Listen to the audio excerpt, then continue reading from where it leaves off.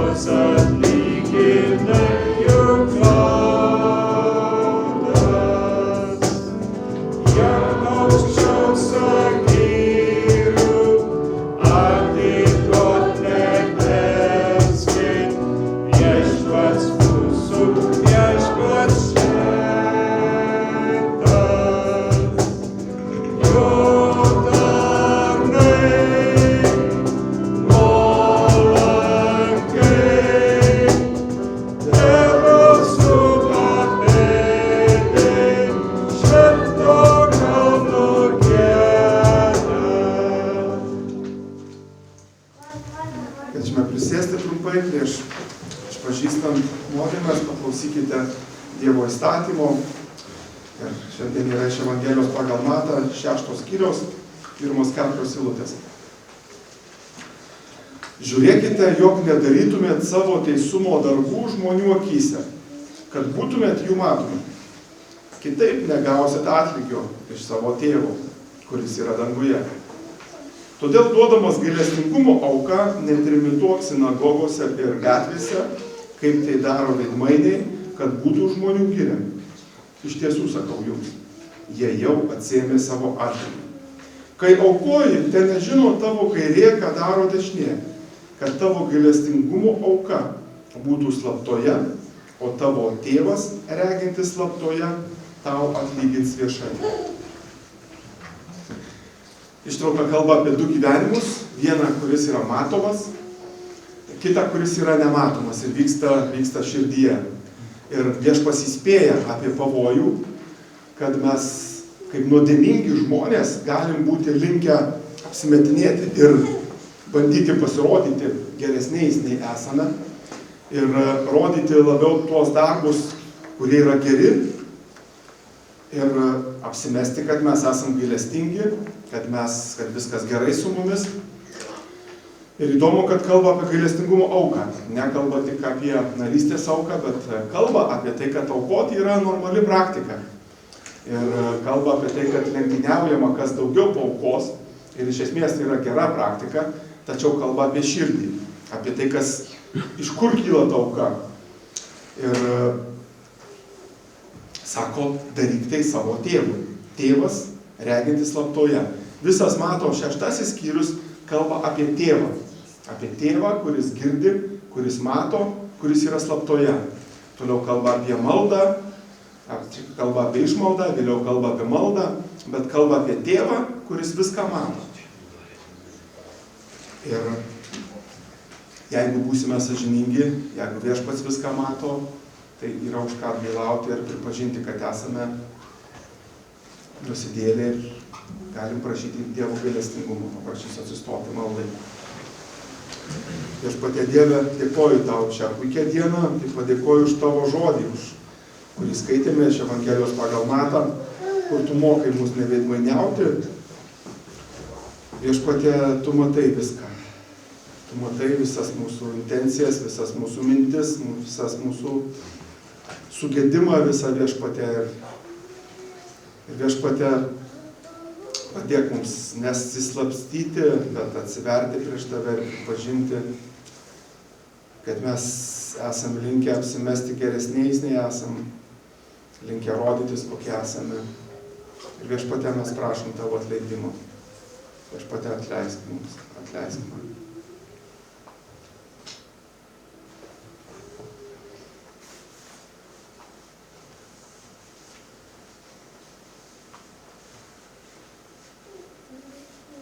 Ačiū Viešpatie tau, kad tu nepalieki mūsų, kad tu esi gailestingas ir kad tu mums atleidai mūsų nuodėmes. Amen. Pakviesiu toliau giedoti 257 giesmę, 1, 4, 6 posmelius.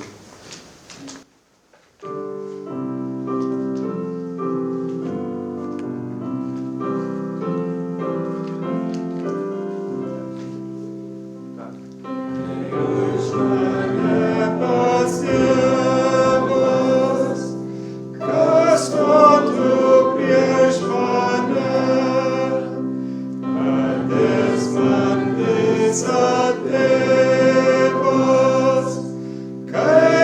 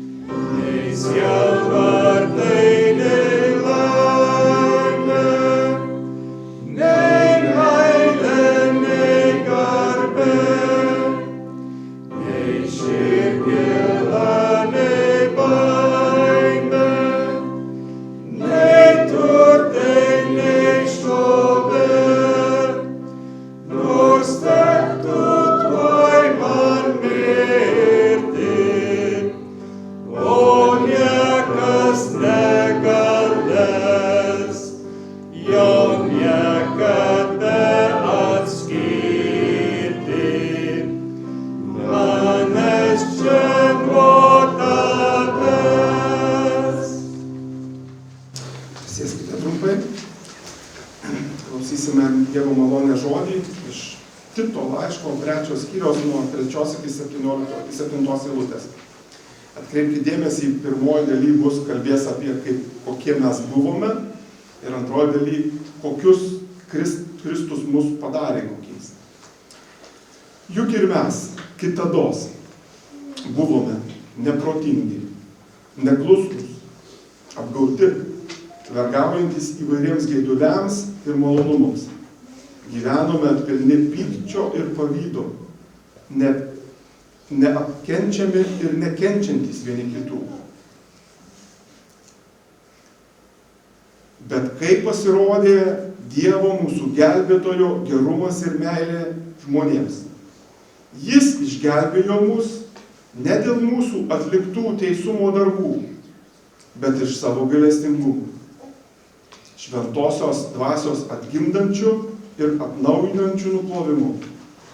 Jis mums dosniai išliejo tos dvasios per mūsų gelbėtoją Jėzų Kristų, kad išteisinti jo malonę taptume amžinojo gyvenimo, kurio vilėmės paveldėtojais. Ir, kaip minėjau, yra 2 tokios dalys ir kalba, kokie mes buvome. Ir tada sako, buvote visiškai nuodėmingi ir ne dėl jūsų darbų Dievas pasirodė jo gailestingumas, jis išgelbėjo kaip? Per šventosios dvasios darbą. Beje, šiuo metu kaip tik EBI institute viena iš paskaitų vyksta, kurią galite stebėti ir nuotoliniu būdu, visiems prieinama per Vilniaus Evangelinės bažnyčios YouTube kanalą apie šventosios dvasios veiklą, pneumatologiją, kaip kristologija yra apie Kristų, taip pneumo yra apie dvasią. Tai, ką padarė dvasia. Dvasia, sako, mus atgimdė, atnaujino ir jis dosniai mums išliejo tos dvasios ir mes tapom amžino gyvenimo dalininkais. Iš nusidėjėlių į amžino gyvenimo dalininkus. Todėl tebūna pašlovintas Dievas už gailestingumą mums nusidėjėliams. Jog atleidžia mūsų nuodėmes per tikėjimą į Jėzų Kristų. Amen. Kviesiu atsistoti ir pagarbinsim realybę. Garbė Dievui, Tėvui, Sūnui ir Šventai Dvasiai, kaip tai buvo pradžioje, kaip yra dabar ir kaip visad bus per amžius. Amen. Heidelbergo katekizmo 116 klausimas. Kodėl krikščionims reikia melstis? Todėl, kad tai kilniausias būdas išreikšti Dievo dėkingumą, kurio jis iš mūsų reikalauja, ir todėl, kad Dievas suteikia savo malonę ir šventąją dvasią tik tiems, kurie nuolat nuoširdžiai jį to prašo ir už tai dėkoja. 118. Ko mums Dievas liepia iš jo prašyti? Visko, ko reikia dvasiai ir kūnui, to, ką Viešpats Kristus išreiškė maldoje, kurios pats mus išmokė. Kontekstas yra toksai, kad jeigu Dievas visagalis ir visavaldantis, klausimas, kodėl mes turėtume melstis. Ir visų pirma, sako, tai yra Dievo visavaldystės pripažinimas, padėka jam. Tada nukreipia dėmesį, kad melstis prašyti šventosios dvasios. Mes matom, kad šventoji dvasia yra trečiasis Dievo trejybės asmuo, tačiau jis nėra tas, kuris ateina per prievartą. Jis yra švelnus, tas, kurį mes galime nuliūdinti, dėl to sako, nuoširdžiai prašykite to. Na ir išmoko maldą, kurią mes melsimės kiek vėliau po pamokslo. Dabar giedosime 19 psalmę, 4 posmelius.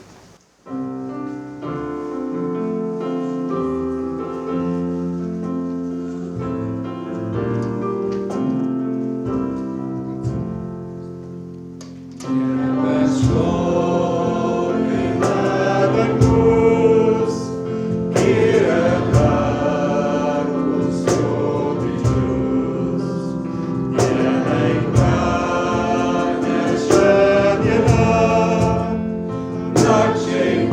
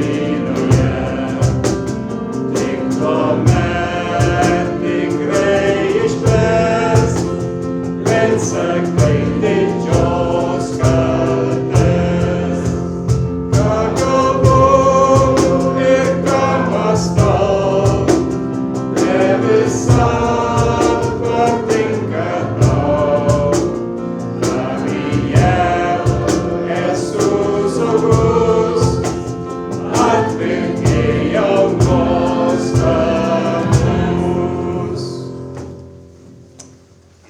Prašom sėstis. Ačiū. Dabar bus pamokslas vaikams.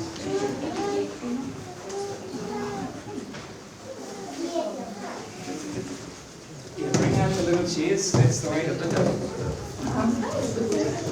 And we're going to hide ourselves in here, not be minded. Yes, right. No, it's okay. I don't need to make a point. I just make a lot of noise. It's too loud.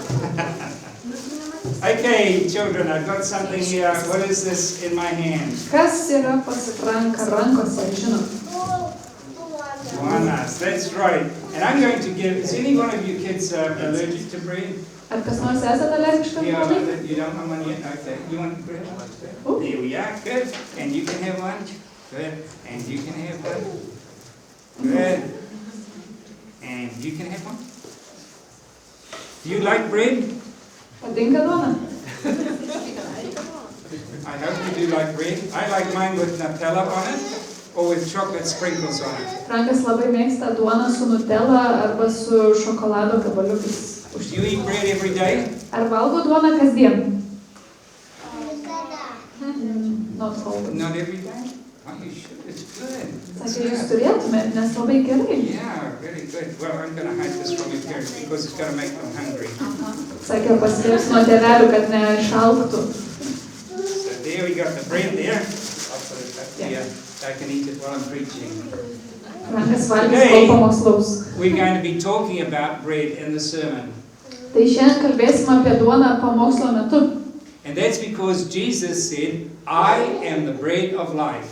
Tai yra dėl to, kad Jėzus pasakė, aš esu gyvybės duona. What does that mean? Do you know what that means? Ar žinot, ką tai reiškia? Seems a bit strange, isn't it? Keistai skamba, ar ne? Well, it's like this. If you eat bread and it comes into your body, does it make you strong and healthy? Nu, tai yra taip, maždaug, kai jūs suvalgo duoną, ar ne, ir jinai ateina į jūsų kūnelį, ar jaučiatės nuo to stipresni? Yeah, that's good. And Jesus, if he comes inside us, he makes us spiritually strong and healthy. Ir Jėzus, kada jis ateina į mūsų širdis, jis padaro mus dvasiškai stipresnius. And in the same way, we can enjoy eating bread. Ir tokiu pačiu būdu mes galime džiaugtis valgydami duoną. So also we can enjoy Jesus. Ir tokiu pačiu būdu ar ne džiaugtis Jėzumi. And in the same way, bread is very common and available. Ir tokiu pačiu būdu duona yra labai tokia įprasta ir visiems prieinama. So Jesus is also available to us. Ir Jėzus taip pat yra prieinamas mums visiems. This is part of a series of sermons telling about Jesus using these different pictures from life. Tai yra tokia serija pamokslų, kur Jėzus kalba apie tai, koks yra tas paveikslas, kas jisai yra mums.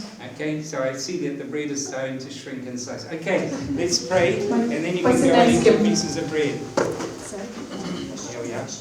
Dear Lord Jesus, we thank you that you are the bread of life. Brangus Jėzau Kristau, dėkojame tau, kad tu esi gyvybės duona. So help us to understand today what that means. Padėk mums šiandien suprasti, ką tai reiškia. And even as we enjoy the bread, help us to enjoy you. Ir taip kaip mes mėgaujamės duoną, padėk mums mėgautis tavimi. In Jesus' name we pray. Jėzaus vardu mes meldžiam. Amen. Amen. Okay, guys, you can go down. There we are.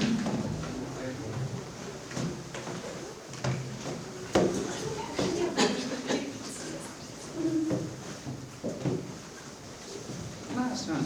He didn't get any bread. Is he going to be angry? From the others, okay. Good. Well, today we're going to be looking at John's Gospel, chapter 6. Tai šiandien skaitysime Jono Evangelijos 6 skyrių. You go ahead and read it, Tai please. Jono Evangelijos 6 skyrius jūsų lankstinukuose nuo 5 iki 13 eilutės, 25, 29 ir 35. Pakėlęs akis ir pamatęs, kokia didelė minia pas jį atėjusi, Jėzus paklausė Pilypo, kur pirksime duonos jiems pavalgydinti. Jis klausė, mėgindamas jį, nes pats žinojo, ką darysis. Pilypas jam atsakė, už 200 denarų duonos neužteks, kad kiekvienas gautų bent gabalėlį.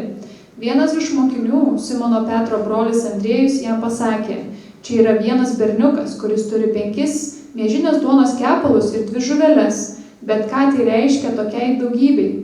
Jėzus tarė, susodinkite žmones. Toje vietoje buvo daug žolės, taigi jie susėdo iš viso kokie 5000 vyrų. Tada Jėzus paėmė duoną ir padėkojęs išdalino mokiniams, o mokiniai ten sėdintiems, taip pat ir žuvis, kiek kas norėjo. Kai žmonės pasisotino, jis pasakė savo mokiniams, surinkite trupinius, kad niekas nepražūtų. Taigi jie surinko ir iš 5 miežinės duonos kepalų pripylė 12 pintinių trupinių, kurie buvo atlikę nuo valgiusiųjų. Suradę jį kitoje ežero pusėje, jie klausinėjo, Rabi, kada čia atvykai? Jėzus atsakydamas jiems tarė, iš tiesų sakau jums, jūs ieškote manęs ne todėl, kad matėte ženklų, bet kad prisivalgėte duonos lyg sotės. Darbuokitės ne dėl žūvančio maisto, bet dėl išliekančio amžinajam gyvenimui. Jo duos jums žmogaus sūnus, kurį tėvas Dievas savo antspaudu yra pažymėjęs. Jie paklausė, ką mums daryti, kad vykdytume Dievo darbus. Jėzus atsakė, tai yra Dievo darbas. Tikėkite tą, kurį jis siuntė. Aš esu gyvenimo duona. Kas ateina pas mane, niekuomet nebealks. Ir kas tiki mane, niekuomet nebetrokš. Tai yra Dievo žodis.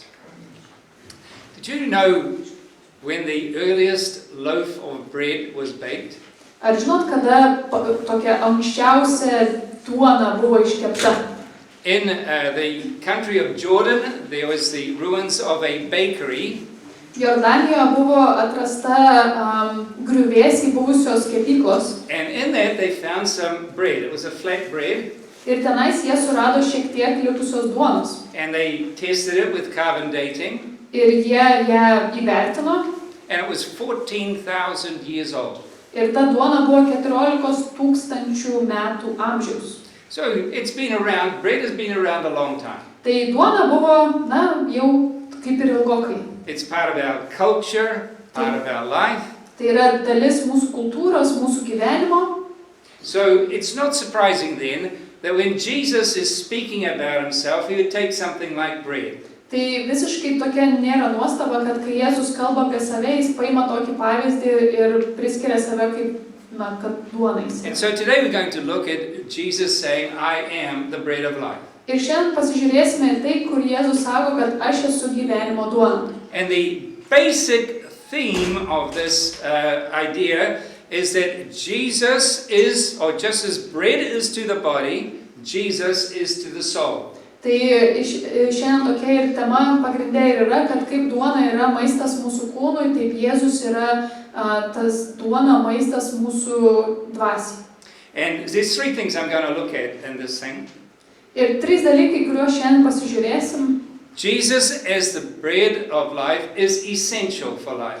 Tai Jėzus yra gyvenimo duona ir tai yra pagrindas gyvenimo. Jesus as the bread of life is feeding our souls. Jėzus kaip gyvenimo duona pamaitina mūsų sielas. And Jesus as the bread of life is ready to help us. Ir Jėzus kaip gyvenimo duona yra pasiruošęs mums padėti. So we look first of all at the Jesus as the bread of life being essential, necessary for life. Tai dabar pasižiūrėsime į tą teiginį, kad Jėzus kaip gyvenimo duona yra pagrindas gyvenimui. So in our Skaitanese we read, when Jesus looked up and saw a great crowd coming towards him, he said to Philip, where shall we buy bread for these people to eat? Ir skaitinėje ir skaitome, pakėlęs akis ir pamatęs, kokia didelė minia pas jį atėjusi, Jėzus paklausė Pilypo, kur pirksime duonos jiems pavalgydinti. And then later on in the Skaitanese we read, Jesus said to the same people, very truly I tell you, you are looking for me not because you saw the signs I performed, but because you ate the loaves and had your fill. Ir vėliau skaitinėje ir skaitome 26 eilutėje, iš tiesų sakau jums, jūs ieškote manęs ne todėl, kad matėte ženklų, bet kad prisivalgėte duonos lyg soties. So these verses give the context in which Jesus is speaking about himself as the bread of life. Ir šios rašto eilutės duoda tokį kontekstą, kada Jėzus kalba apie tai, kad jis yra gyvybės duona. Now Jesus had been teaching around the Sea of Galilee in the north of Israel. Ir Jėzus mokė pietinėje Galilėjos dalyje, toj netoli jūros. And it appears that what happened is when people heard about him, they dropped everything and ran to listen to him. Ir kas nutiko, kad žmonės, kada išgirdo apie Jėzų, jie tiesiog viską metė ir ėjo sekti juo. Now we know that because not one of these people had brought their lunch with them, or just one out of 5,000. Ir iš ko mes tai žinome, dėl to, kad ne vienas iš tų 5,000 žmonių neatsinešė nieko pavalgyti. And what you see is that people had heard about Jesus' teaching and his miracles. Ir ką mes žinome, kad tie žmonės ir žinojo, kad apie Jėzaus mokymus ir daromus stebuklus. And they really wanted to see the man and to see him perform miracles for them. Ir jie labai norėjo pamatyti tą žmogų ir pamatyti, kokius jisai stebuklus daro. Now 5,000 people gathered to hear Jesus. Taigi 5,000 žmonių susirinko išgirsti Jėzų. That's quite an impressive number. Tai yra tikrai stulbinantis skaičius. And you could imagine the disciples feeling very happy about that. Ir galim įsivaizduoti, kad Jėzaus mokiniai buvo pakankamai laimingi apie tai. They could see this large number of people as proof that they were on the right side of history. Ir jie tą matė kaip tokį įrodymą, kad tiek daug žmonių susirinko ir kad reiškia, kad jie yra teisingam kelyje. And they could imagine that soon there would be just this great movement throughout Israel of people coming to Jesus. Ir jie įsivaizdavo, kad nuo to bus toks didžiulis galingas judėjimas link Izraelio, kad visi seks paskui Jėzų. And so they would have felt positive about the future and about their place in Jesus' kingdom. Ir jie pakankamai pozityviai jautėsi apie tai, kur jie yra ir apie tą karalystę, apie kurią Jėzus kalba. But Jesus gives them a dose of reality. Bet Jėzus jiems suteikė tokią, dalį realybės. He asked Philip, where shall we buy bread for these people to eat? Ir Jėzus paklausė Pilypo, kur pirksime duonos jiems pavalgyti. Philip hadn't thought about that. Pilypas apie tai net nepagalvojo. And that's not surprising. Ir aišku, tai nestebina. When something successful is happening, we focus on the success. Kai kažkas labai sėkmingo vyksta, mes susitelkiam į tą sėkmę. We don't think about the responsibilities that come with the success. Mes nepagalvojam apie tas atsakomybės, kurios ateina kartu su sėkme. Think about it this way. Our children have had their own, they've given us grandchildren. Tai pagalvokime apie tai, kad Dievas dovanoja mums anūkus. Yeah, and we can see that as a success. Mes galim matyti tai kaip sėkmę. But alongside that comes many sleepless nights, many days of feeding the baby, looking after the baby, changing the baby, a lot of responsibility. Tačiau kartu su ta sėkme ateina ir labai daug atsakomybės, ar ne, bemiegių naktų, dar vieną burną pamaitinti ir daug tos atsakomybės. And sometimes that responsibility can be overwhelming. Ir kartais ta atsakomybė gali būti labai per stipri. Now, this appears to have happened with the apostles, or with the disciples of Jesus. Ir atrodo, kad tai įvyko su Jėzaus mokiniais.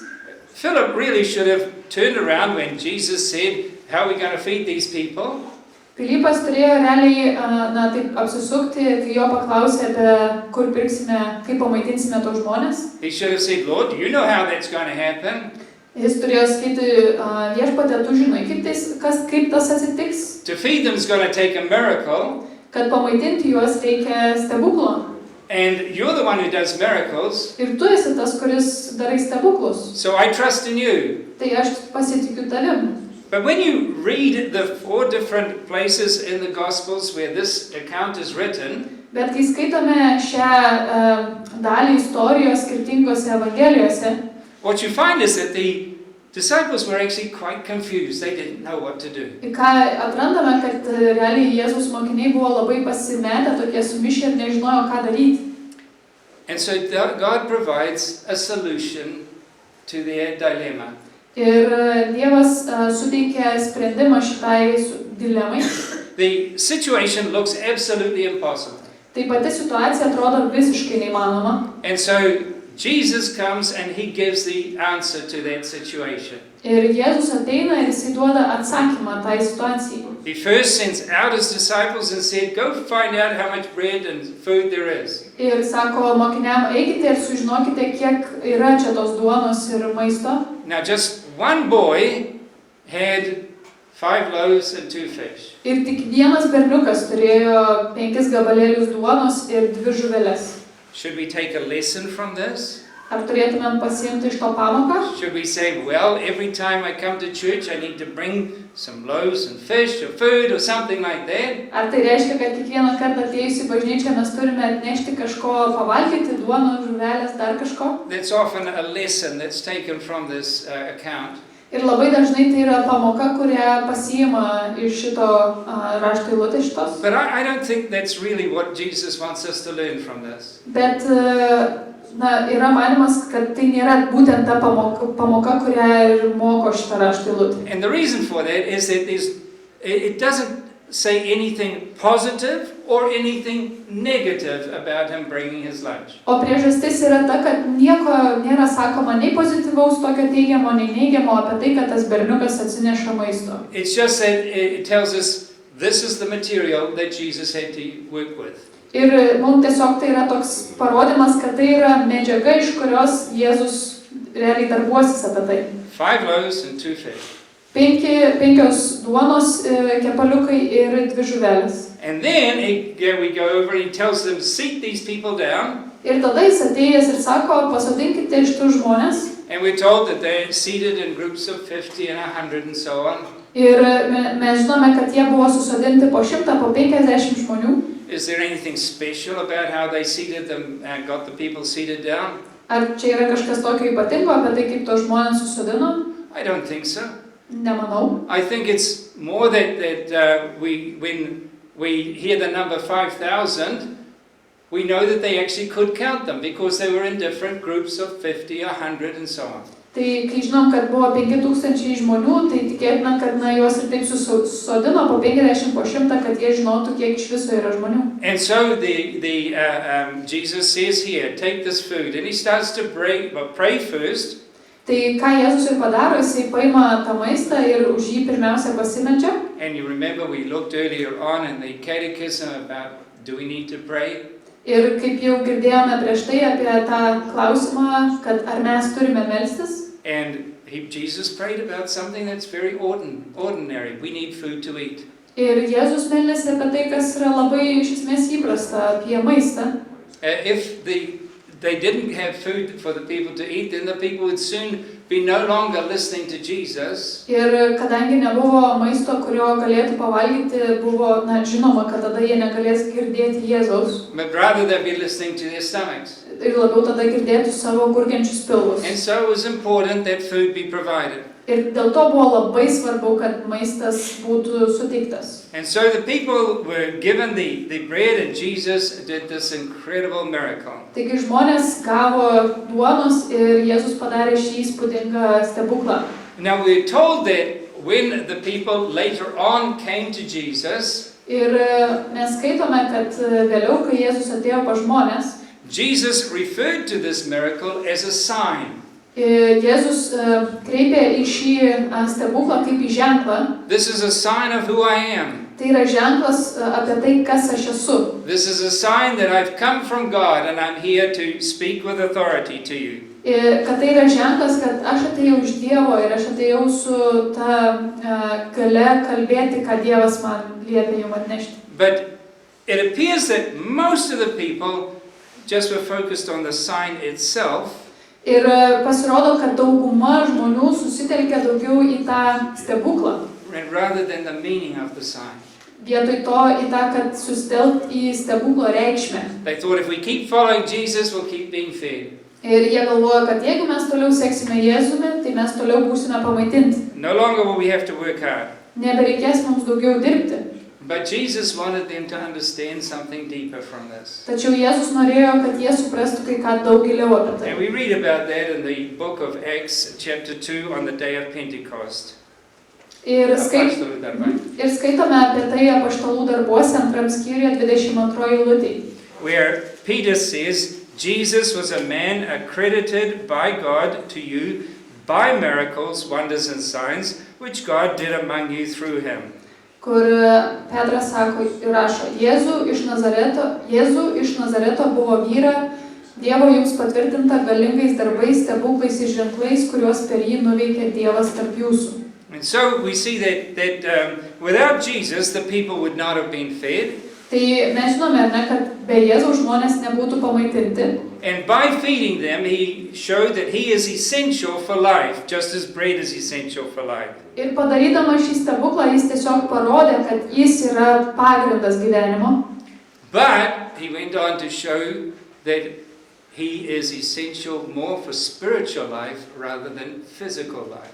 Ir jis parodė, kad jisai yra daug svarbesnis tam dvasinėme gyvenime negu tam fizinėme gyvenime. In John chapter 6 and 27 in our Skaitanese, Jesus says, "Do not work for food that spoils, but for food that endures to eternal life, which the Son of Man will give you."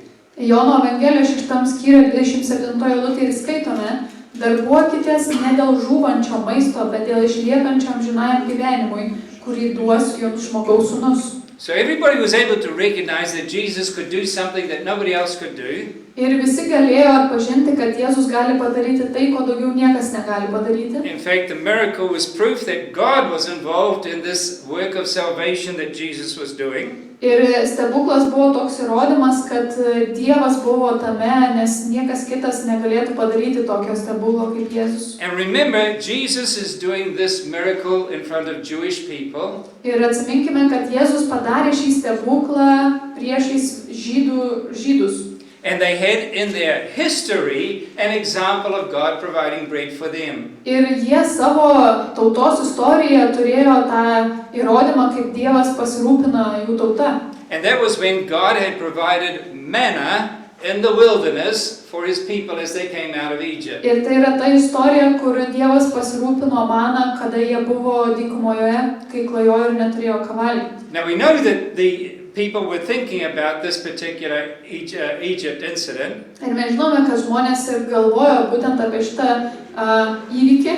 Because in this particular same chapter that is Skaitanese is in, we read the following. Dėl to, kad ir šiame skaitinyje toliau mes ir skaitome. Yep, that's right. Our ancestors ate manna in the wilderness, as it is written, he gave them bread from heaven to eat.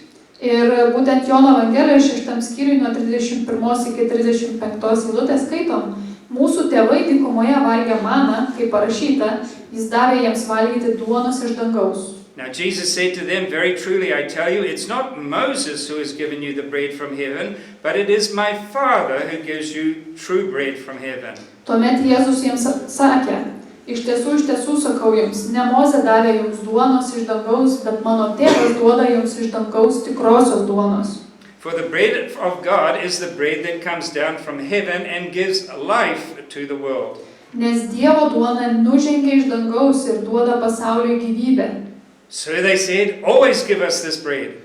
Tada jie tarė jam, viešpatie, duok visuomet mums tos duonos. Then Jesus declared, I am the bread of life. Ir tuomet Jėzus atsakė, aš esu gyvenimo duona. So what Jesus is saying here is, you are thinking back to the time when God gave you bread in the desert. Ir ką Jėzus čia ir sako, kad pagalvojus apie tą laikotarpį atgal, kada Dievas pasirūpino duoną dykumoje. And at that time Moses was leading the people. Ir tuo metu, kai Mozė vedė žmonės. And you thought it was because Moses asked for it that God gave it. Ir kai iš esmės galvojot, kad Mozė paprašė, kad Dievas duotų tos duonos. But this, you really need to understand that this is a direct miracle from God to you. Tai reikia suprasti, kad tai buvo tiesioginis stebuklas iš Dievo jums. My Father in heaven saw your need and he gave it to you. Kad mano Dievas danguje matė jūsų poreikį ir jis atliepė jį.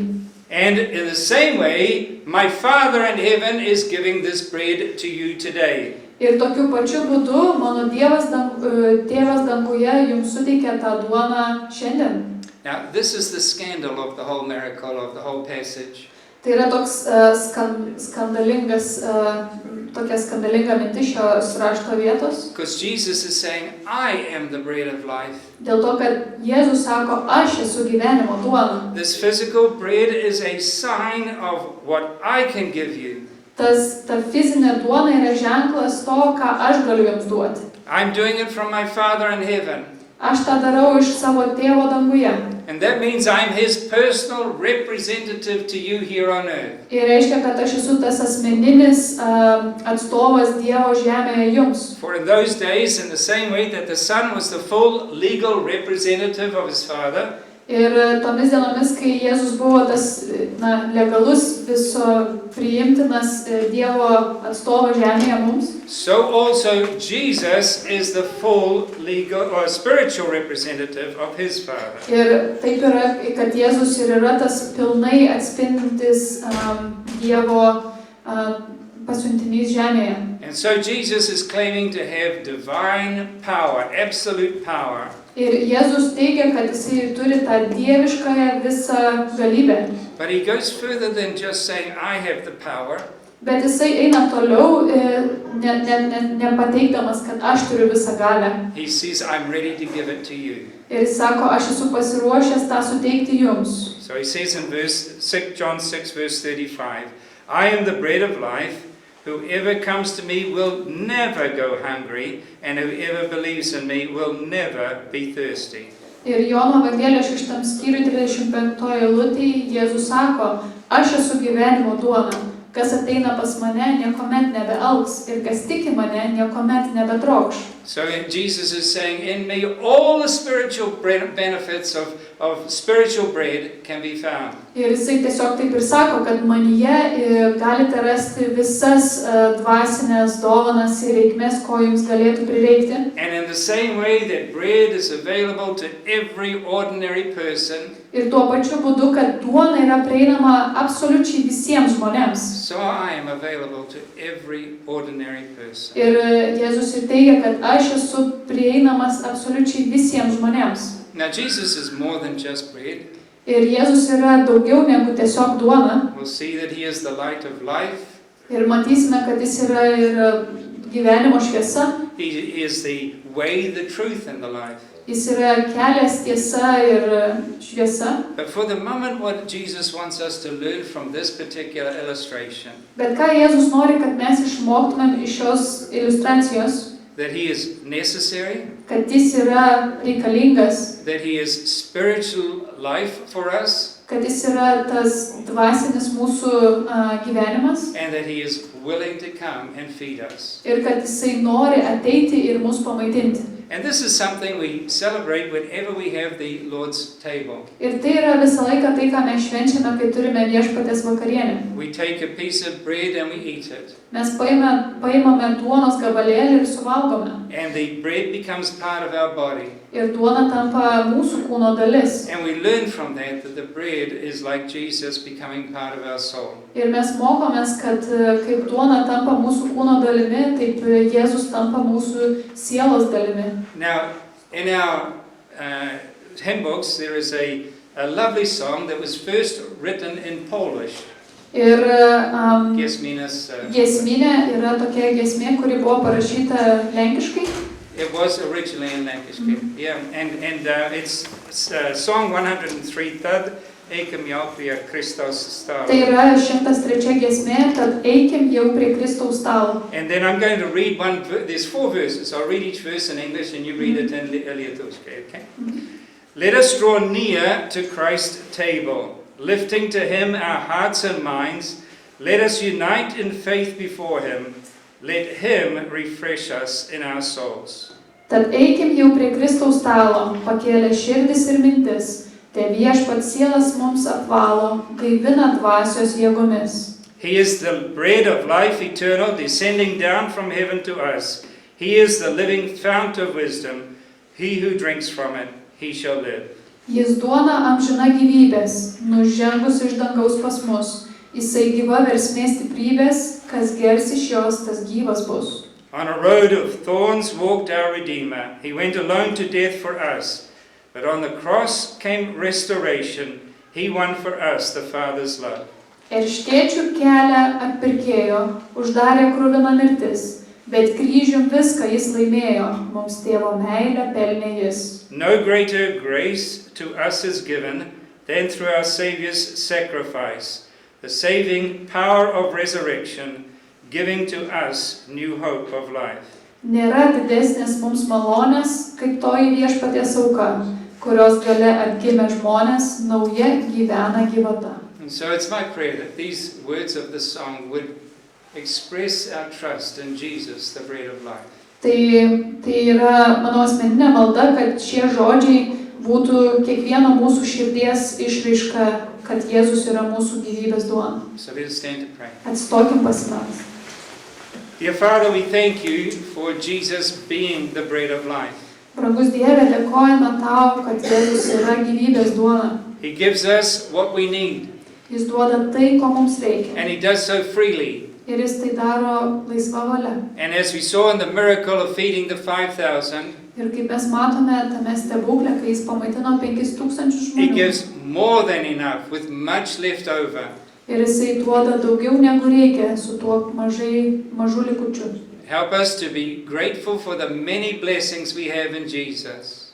Padėk mums būti dėkingiems už tuos daugybės stebuklų, kuriuos suteikė Jėzus. And help us to feed on Him as we would on bread every day. Ir padėk mums maitintis Jėzumi taip, kaip mes valgome duoną. And we pray this in Jesus' name. Ir meldžiame to Jėzaus vardu. Amen. Amen. Kviesime giedoti 194 giesmę, 1, 2, 5 pusnulius.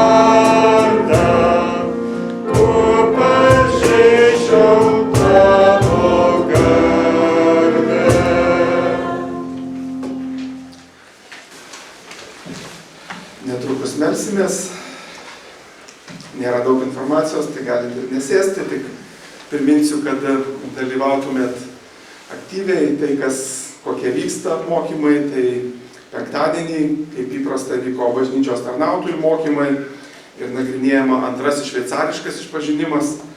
Tai tie, kurie neturite, galite čia įsigyti už auką.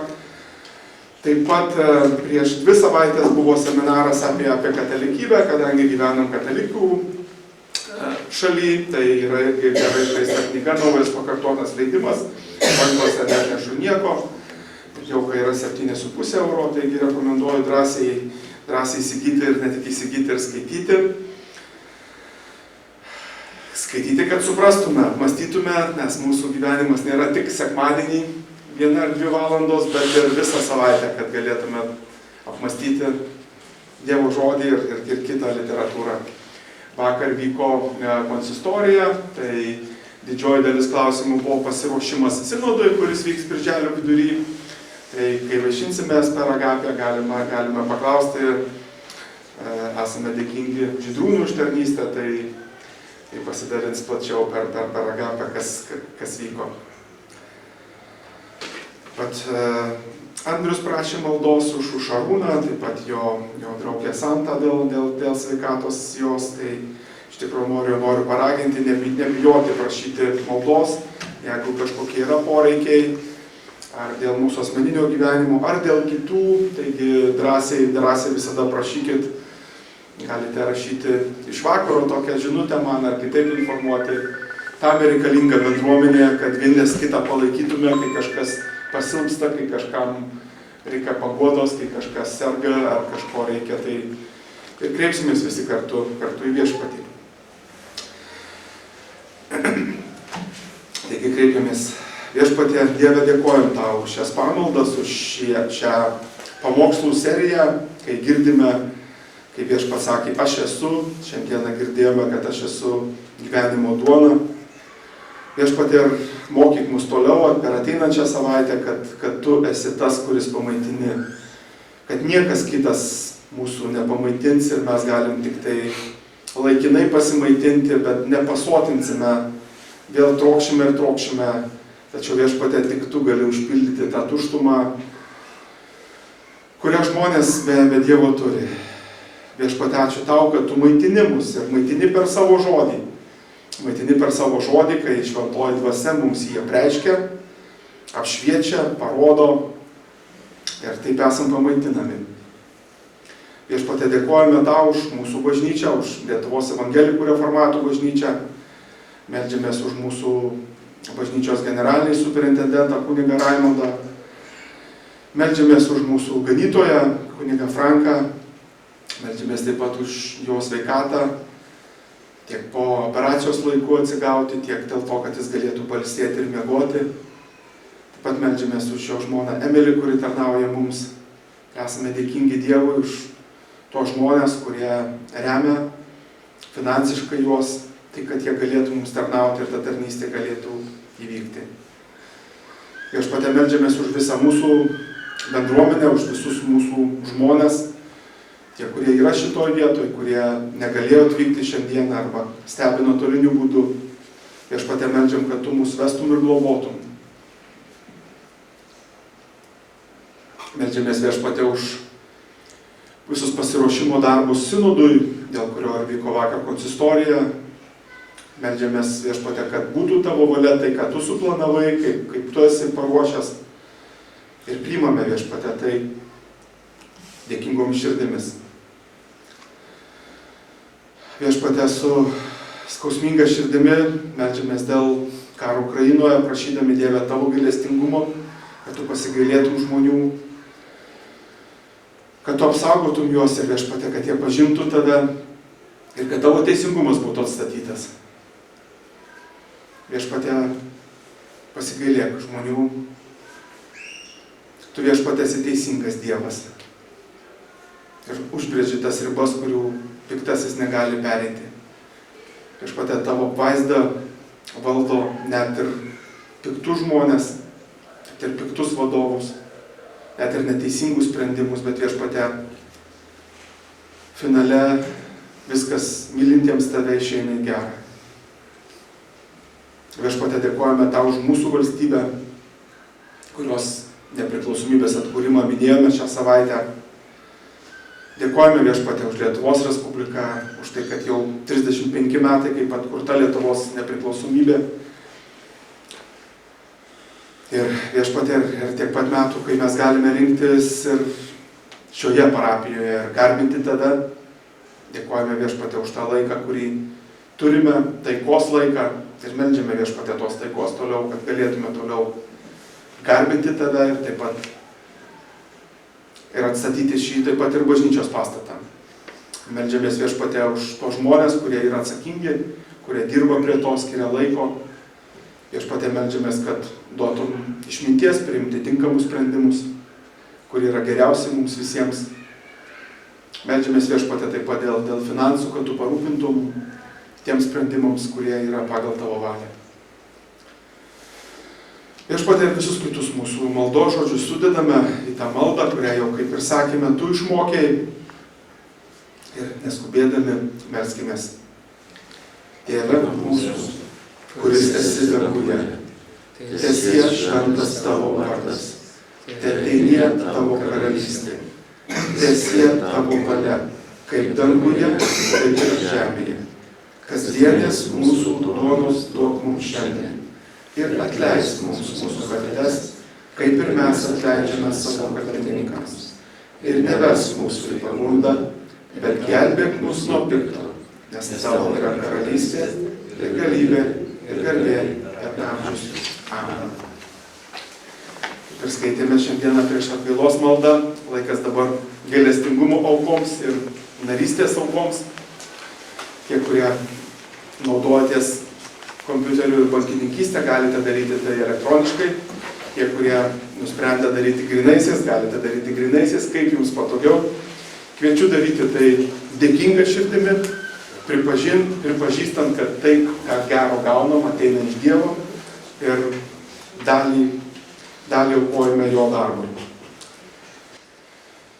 Taigi reiksime aukas ir giedosime 183 giesmę, pirmus 4 posmelius.